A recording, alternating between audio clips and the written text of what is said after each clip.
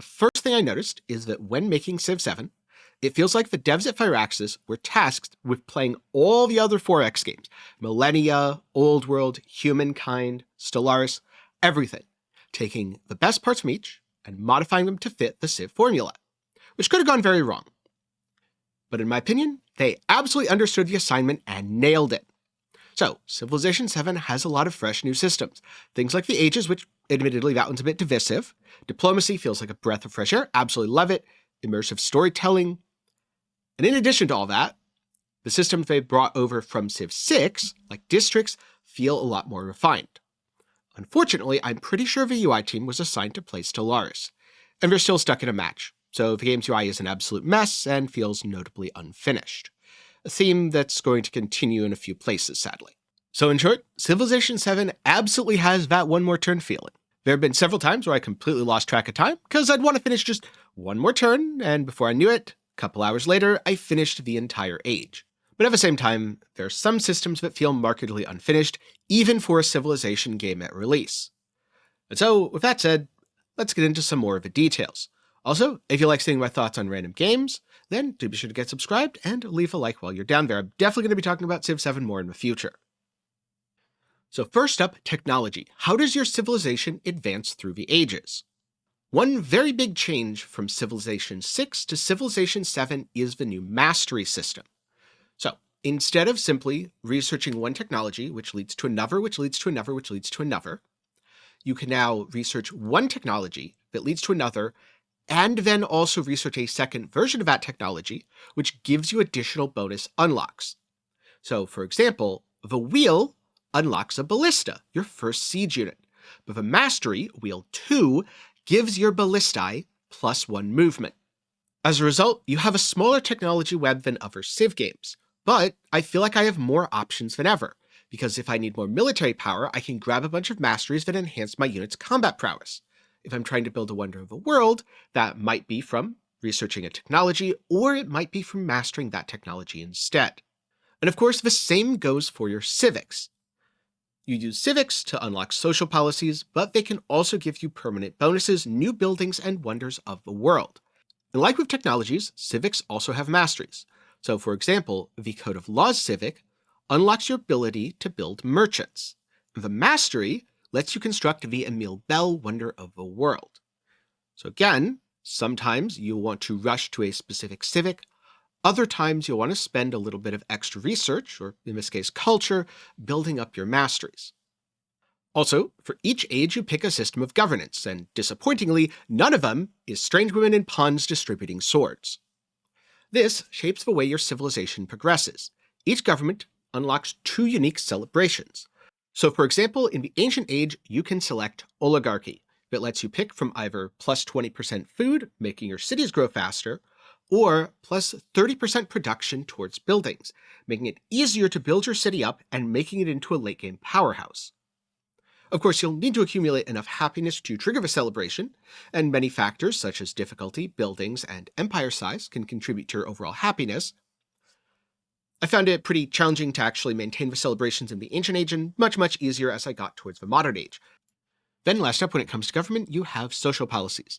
These are small bonuses that you can quickly slot in.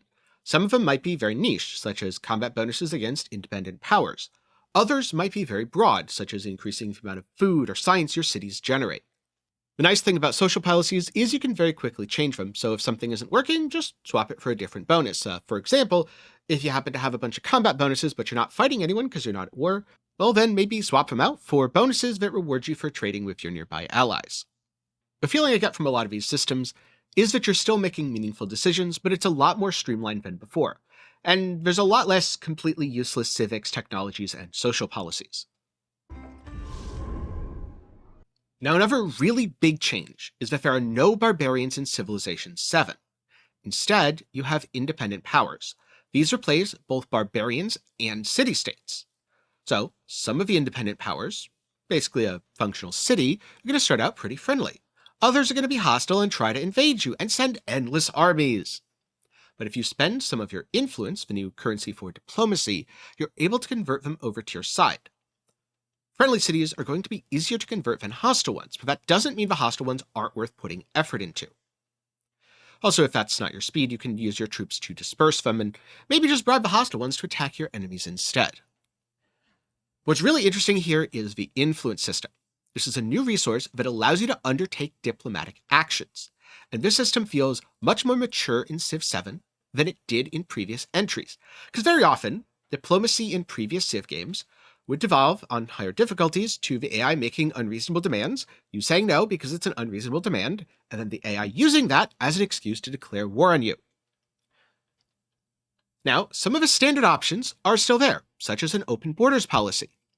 However, most diplomacy either takes the form of cooperative agreements where you and the other civilization work together for a mutual goal, or espionage and sanctions where you are inflicting a hostile diplomatic action on the other civ, such as stealing state secrets to increase your culture, or simply denouncing them because you're going to take their cities soon and they need to know it. Another change that I really like is that every time you interact with another civilization, you now have multiple options. So for example, if they try to start an endeavor with you, you could decline, which makes you a jerk, and you probably don't want to do that. Unless of course you're planning to declare war and take their stuff. Or you could accept, in which case both civilizations gain a bonus. Lastly though, you could instead spend a significant amount of influence to support the endeavor, in which case both civilizations benefit greatly.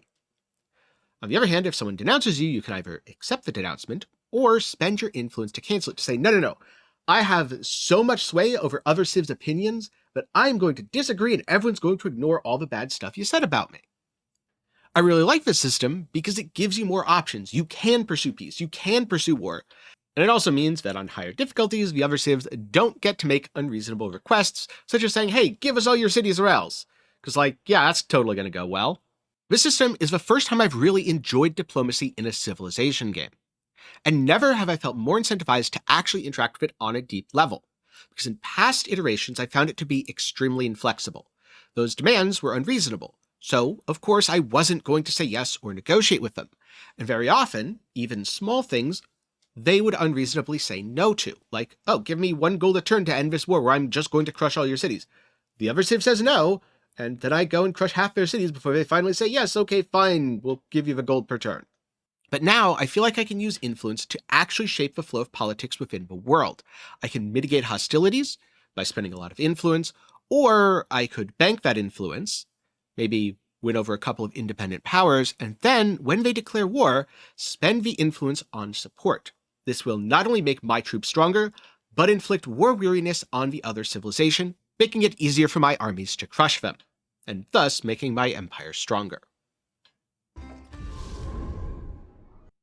Now, so far in this review, I've mentioned war quite a few times. This is because in Civilization 7, war is really, really good. They have done a little bit of streamlining. For example, in each age, you have 4 different types of land units: infantry, range, siege, and cavalry. They do pretty much what you'd expect. Infantry, pretty cheap, bulk of your army. Range can bombard, but usually lower damage. Siege, low damage against units, high damage against fortifications. Cavalry ignores zone of control, tends to be a little bit stronger, and of course they're more mobile because they are mounted after all. In addition to this, units are divided into 3 tiers. So in the Ancient Age, you might have Tier 1, a warrior, Tier 2, a legion, and then Tier 3, also a legion, with each tier requiring new technologies and granting more bonuses. So a Tier 3 unit is going to be far more effective in combat than a Tier 1 unit. Though this is where the tech tree comes in, because sometimes a Tier 2 unit with a bunch of tech masteries and resources can actually be stronger, especially if you are inflicting war weariness penalties on your enemy, than their Tier 3 unit, which is really, really cool, and it allows you to catch up if you focused on the right things. Now, by default, only 1 unit can occupy a square at a time, so if you want to group multiple units together, you need to make an army by assigning several of these units to a commander. Once done, these units occupy the same tile and move together, but armies cannot attack. This was a big point of confusion for me when I started the game. Instead, you need to redeploy the units after the army reaches its destination. Once you arrive, the commander is still very strong. He has a bunch of passive skills that buff your units. In addition, he has active group commands like Coordinated Assault and Focus Fire, which allow you to direct multiple units to attack the same tile while enhancing their power. In addition, commanders cut down on micromanagement because instead of having one of your soldiers path halfway across the world to get to the combat, you can simply assign them to reinforce the commander and they'll automatically path there, although it is going to take quite a few turns. Minimum 6 if I remember correctly. So on the one hand, I like a lot of what they're doing with the commander system. In theory, it's cool. In practice, it's pretty clunky, especially because focused fire and coordinated assault kind of incentivize mono armies, but if you want to deal with shooting enemy units and also capturing districts, you're probably going to want one siege weapon and one range unit. And then with things like hills and terrain and trees, you're not going to have very many positions for your range units. Plus, if the enemy counterattacks, they're going to cut through your range and siege very quickly, so you probably don't actually want 4 range or 4 siege. And then if you have just 4 infantry, yep, the coordinated assault works well, but at the same time, you have 4 infantry, so you can't bombard districts. Oh, and also, while doing all that, you need to make sure that you position around things like mountains, which are impassable and very often cannot be fired over. With that said, despite my frustrations around commanders, I have found the combat to be way better in Civ 7 than Civ 6. On defense, building multiple fortified districts turns a city into an unconquerable fortress. It is seriously hard if someone digs in to take their city. And on offense, spending influence to inflict war weariness makes it very easy to overrun and crush weaker enemies with proper planning. I also think the general flow of combat is much, much better, because you're not going to be labeled a warmonger and forever shunned by the world just because you committed a wee bit of genocide in the Ancient Age. I mean, come on, guys, that was like 3,000 years ago. Instead, the civilization you committed those atrocities against will remember those deeds and hate you in the future. You'll have to do a lot of diplomatic reparations if you want to get them back on your side. But it is possible, and I have done it. And also, some of the other civs might go, you know, I like that warmonger because he killed the enemy that was declaring war on me in the Ancient Age. I also feel like the AI cheats a lot less, which makes it easier to gauge when it's worth taking a fight and when it's worth pursuing peace. Though on deity they can still pump out an impressive number of units, so do be careful of that and don't get caught off guard.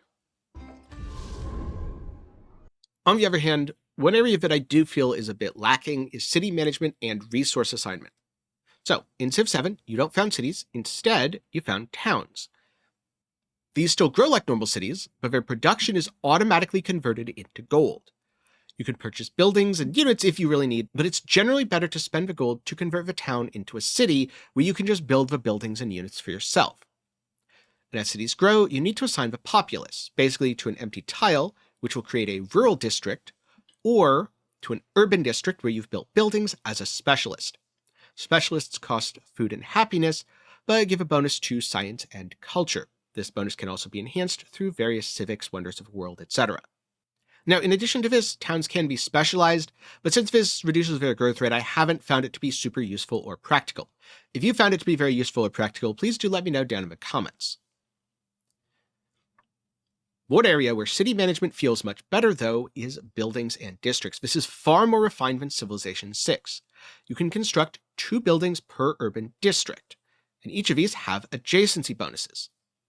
Some of these buildings are ageless, so they'll persist if you build it in the Ancient Age, to the Exploration, and all the way to the Modern. Other buildings are age-specific, like the Gardens, but offer larger bonuses. And some civs have the ability to create unique districts by building 2 specific buildings together. With that said, you will want to place your districts carefully, because many buildings have adjacency bonuses that are far more effective when placed in a correct cluster of urban districts. Last up, you have the settlement limit, which means if you create too many towns and cities, you'll start racking up penalties up to a maximum of minus 35 happiness per city. That said, you can increase your settlement limit through a variety of effects like civics and leader attributes. And also, if you have enough happiness bonuses in your cities, you can completely ignore it, go full warmonger, conquer everything, and have infinite cities, which is really, really cool. Then we have resources. Some of these are empire-level bonuses that, once acquired, it just works. Others need to be assigned to a city. And while the system itself is fine, it's pretty much what you'd expect from a Civ game, the UI is atrocious. Without messing over a resource, you have no idea if you're actually able to assign it or not. Furthermore, the only way to tell if you can actually assign something to a specific city is a faint little glow. And half the time I misclick, then I right-click, and accidentally close the entire window. This system is awful, not because of the actual resource assignment, but because the UI, again, see the UI team probably still stuck playing Stellaris. In particular, I really like the settlement limit because personally I've always preferred medium-sized empires. At first, it felt very oppressive, but once I realized I could go a little bit beyond the limit pretty easily, especially in the early ages, I found a system that worked out really well for myself. It really opened up to me. The districts are easy enough to understand. Sure, you can sink a ton of time into that optimization puzzle, but is it really worth overriding that farm to get +1 production on your sawmill? Or do you want the +2 culture and +1 gold from leaving the farm as it is and building a couple of different buildings that benefit from being near a farm? Also, does any of this matter when the age is ending in 5 turns? Really, the only thing that feels notably lacking is some sort of automated management of cities. Because it'd be really nice to just tell my advisors, hey, you guys know what to do, build buildings according to what you have decided and place them correctly, and I'll just go back to my warmongering because that's way more fun than managing my empire for a moment. Then being able to, of course, manually take over again at the start of a new age when empire management is far more important. You can sort of do this with a queue system, but it is still kind of a pain because sometimes a natural disaster will come in and you'll want to repair a bunch of buildings, but if you've queued stuff up, it won't happen automatically. Now, another element that's new to Civilization 7, though it has very much been a trend in 4X and grand strategy games, is immersive storytelling.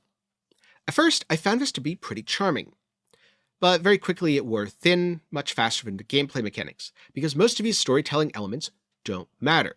You get a little bit of happiness or some culture, and sure, that's cool at all, but once you've seen the same event 3 or 4 times, it's barely worth paying attention to.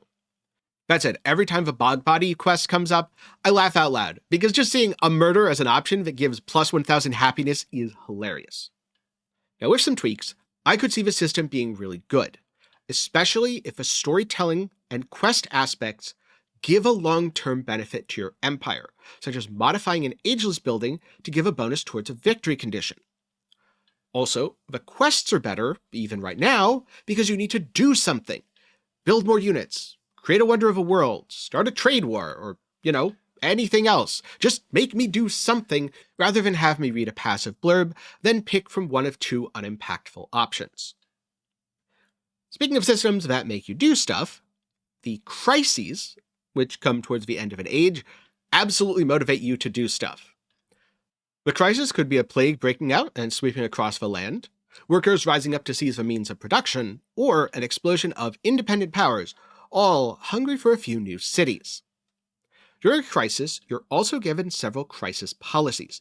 Most of these are negative effects that penalize your civ, so you have to select them tactically.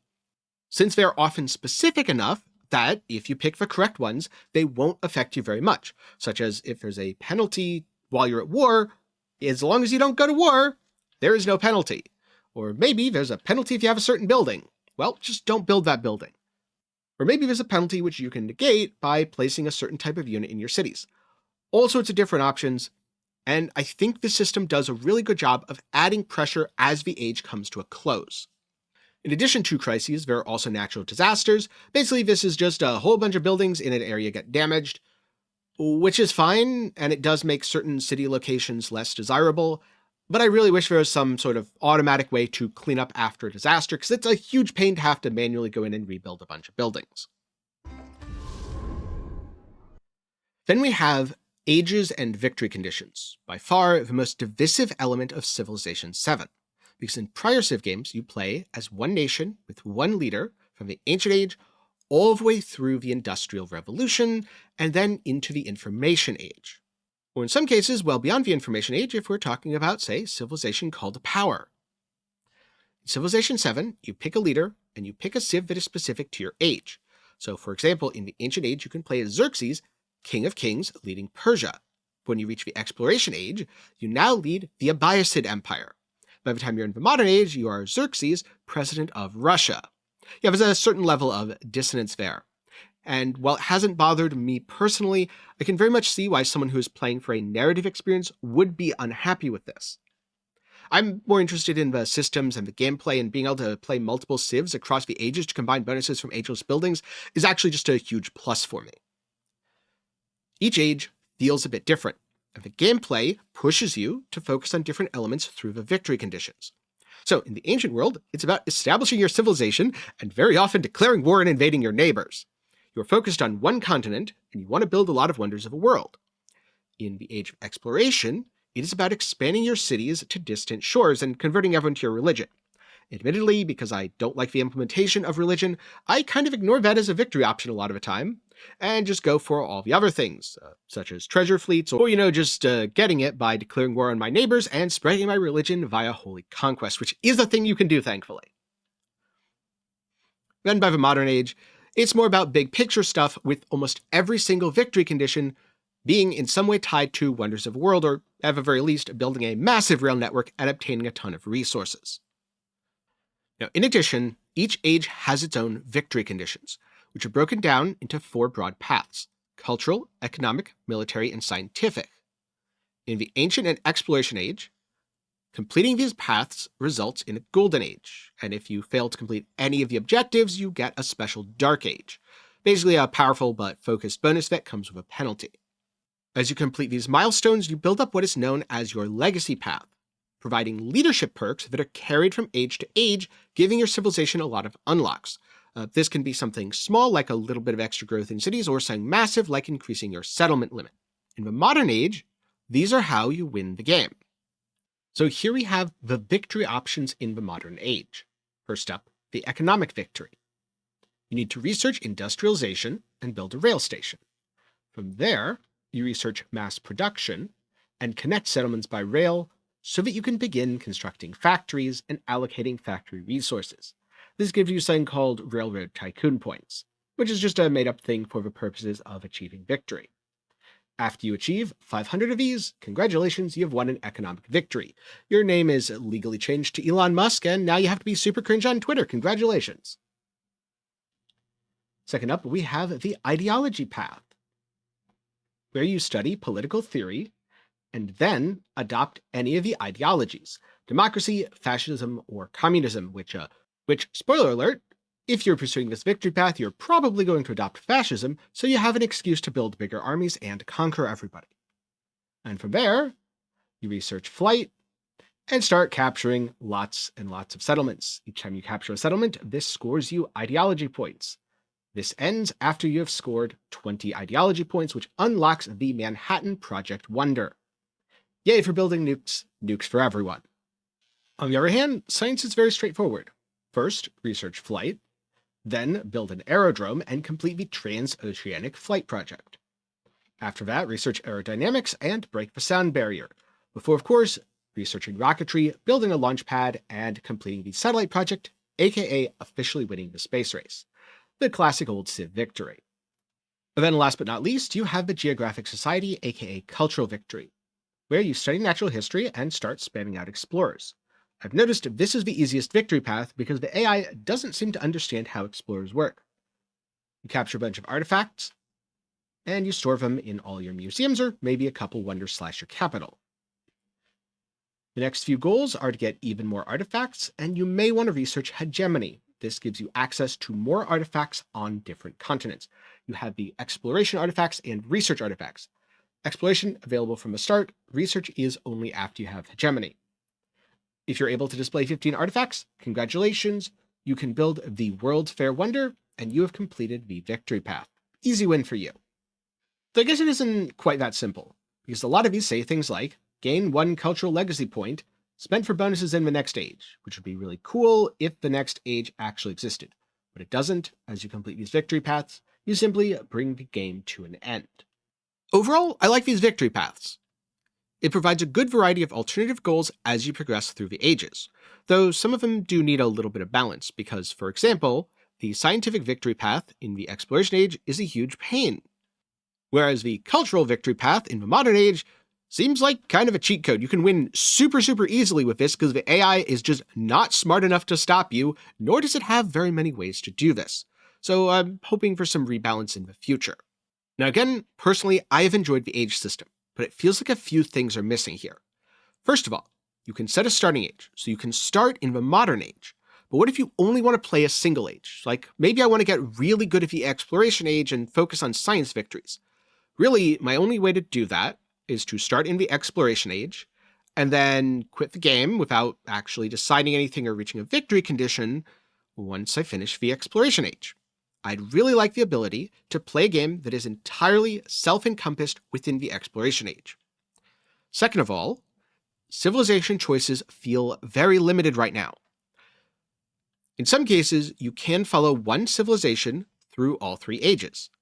Let's say you could pick Han China in the Ancient Age, go to Ming China in the Exploration Age, and then play as the Qing Dynasty as you enter the Modern Age. This way, you are following the nation of China as it progresses through all 3 ages. What about if you pick Ancient Rome? Well, you can't play as the Holy Roman Empire or the Byzantines, nor are the Italians an option, which means you have no historical thread to follow throughout the ages. Last, but certainly not least, there's no Information Age.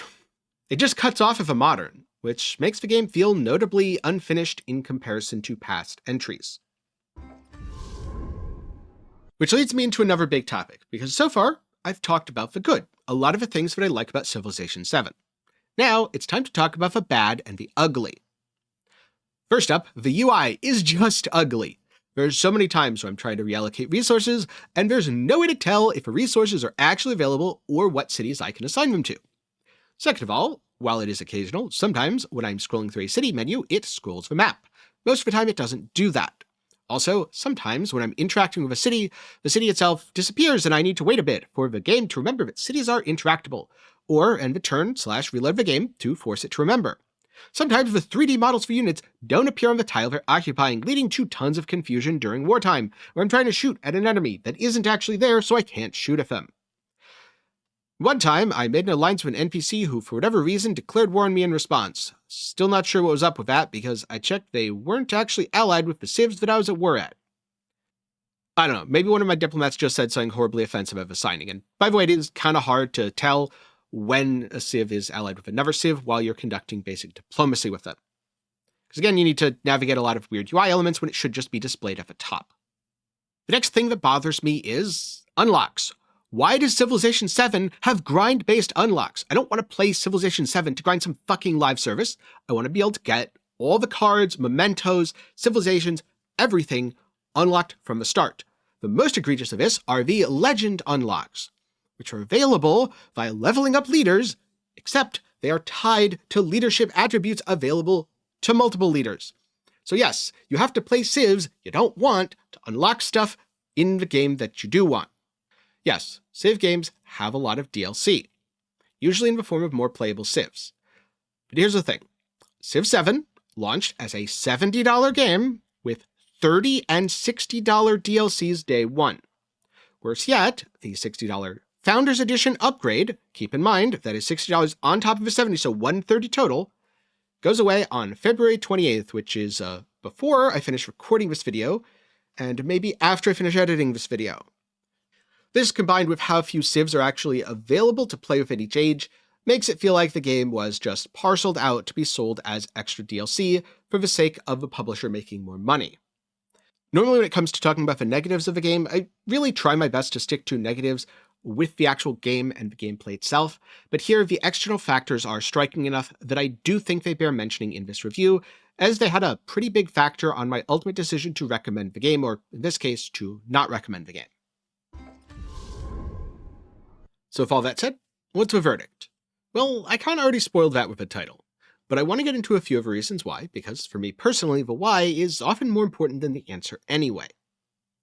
So, when it comes to techs and civics, it took me a couple games to get used to the new technologies in civics, but once I did, I found them to be a major improvement. You can stack a lot of power by focusing your research on the correct masteries. Doing it tactically rather than just, me click lowest number, or me follow tech tree. Plus, on the civic side, I do like the flavor brought by the fact that each civ has its own unique civics to research that are based on the civilization's history and themes. In terms of military and war, well, Civilization 7 has turned me into a warmonger. Going for a military victory within a given age, or even overall, is way more satisfying than in the past. There have been some improvements to the game's AI, but it kind of flip-flops between pretty smart and really dumb. Like, it'll send a unit to try to take out one of your independent powers, which is smart, but then it will also walk its settler into your army because it knows there's a really good tile to settle nearby and doesn't think about the fact that you're just going to murder the settler.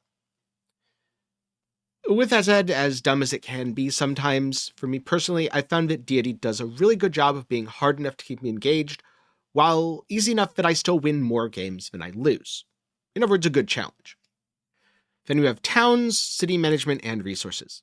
Founding towns, then converting them into cities is pretty cool. And it flows really well, though I have found that the town focus thing is kind of a wasted mechanic. Having 2 buildings per urban district, again, took a little getting used to. Once I did, really good, especially in the early and mid-game portions. Having specialists is pretty cool. It encourages you to treat happiness more as a resource. Resource allocation itself, really bad and tedious, and then late game city building is also tedious. That said, even the tedious things, well, I guess resources are worse than past entries, but the late game city management, it's not worse. I just wish it had been streamlined or refined in a way similar to the early and the mid game. Next up we have Crises and storytelling. In theory, I am all on board with this. In reality, the storytelling events simply aren't impactful enough. I like the ones that have quests, and I do like the crises. So overall, I would call this a step in the right direction. As a note, really small nitpick, but I don't like the new Wonder of the World animations. I don't know, they just don't look great. Then you have ages and victory conditions. Again, overall, I enjoyed the progression through each age and watching my civilization change. I get why it's divisive. It's pretty jarring, especially the first couple games, where 1 minute you're the Greeks and the next minute you're the Hawaiians. Admittedly, I don't know if that combination is actually possible, but it's just an example of how big the shifts can be. At the same time, this is exactly why I thought Millennia was really cool and had so much potential. Because you can stack different bonuses and because the mechanics of playing different civs is interesting to me. So it is really cool to see Civ 7 do such a good job of implementing the mechanics of changing your civilization through the ages. I also like that each age has its own goals. Sometimes, if you're looking at a 6-hour Civ game, it is easy to lose track of a big picture. But unfortunately, this whole system does feel really unfinished in the sense that, well, there aren't very many civs because they're so age-specific, and there's no information age, which really bugs me. Ages ending can also lead to awkward situations where you're at war with someone, and you're about to invade their city. You have, like, the defenses down to a sliver, your troops are almost dead, but, the age is over. You know what, peacetime, everyone pack up, go home. We'll fight again in, like, 50 years. It's fine. And last up, because the UI is terrible, the game is confusing. Now, I'm a really long-time Civ veteran. I've played almost every game since 2, and by the way, 5 is my favorite. So it didn't take me that long to jump in and understand the systems, because most of them work sort of like something did in a previous Civ game. But the game does a poor job of explaining many of these systems. How to use a commander? I don't know, you just do. You gotta know what the buttons do. How does religion work? Who knows? It's god magic. And even the legend unlocks make no sense if you're just playing through the game. Again, part of this is because the UI does not have required information, or it displays it so poorly that it might as well not have it. And part of it is just the fact that civilization games are very complex, and I don't really know how to address the second part. So if you are new and you do end up playing Civilization 7, I recommend looking at a beginner's guide from a creator like Potato McWhiskey. He has a lot of good stuff that can help you get started. So for me personally, I have gotten a lot of enjoyment out of Civilization 7. And yes, I even enjoy a lot of the controversial choices. But at the same time, Civilization 7 is a $70 game that feels markedly unfinished, even for a Civilization title. So, at this time, I cannot recommend Civilization 7. At the very least, I can't recommend it at full price. Instead, pick it up on sale, or wait for future patches, maybe some DLC to improve a game before checking it out. In general, Civilization games do tend to be like a fine wine in that they age very well. But again, I have had a lot of fun with Civ 7, and I think with a few fixes in the right places, it could even surpass 5 as my favorite Civ game. So I very much look forward to future updates and the day where I can finally recommend Civilization 7. And also, hopefully my optimistic statements about the game's future age well in general. You never know these days. So those are my thoughts on Civilization 7 and my review. If that's all you're here for, feel free to click off. But if you want a little bit more, I do have one more topic. That is that the reviews around Civ 7 have been very mixed. And I get why. Again, a lot was changed. Change is uncomfortable even at the best of times. Combine that with some of the changes being unpopular, and the fact that the game is asking $70, has egregious DLC, and came out underbaked does make it really hard to recommend. But as someone who has enjoyed the game, and as someone who quite often enjoys games that have drama surrounding them, I know it can get exhausting. Where there can be that point where you go, do I actually like this? Is there something wrong with me for liking this? No. Don't let the negative reviews get you down. At the end of the day, if you're having fun with a game, that is more important than what score it has on OpenCritic, what percentage of players recommend it on Steam, or even what I say in this video. If you like Civ 7 and you're having fun, keep playing Civ 7 and keep enjoying it. But that's going to be it for me today. If you're looking for something else to watch, there should be a video on screen right now. Also, if you want to see a fun little behind the scenes, you can see the original script that I wrote for this video over on Patreon. You know, all of my raw thoughts before the recording and editing process changed stuff. That's available for as low as $1 a month. And so with that, I'm glad you enjoyed the review. Thank you very much for watching to the end, and I'll see you in the next one.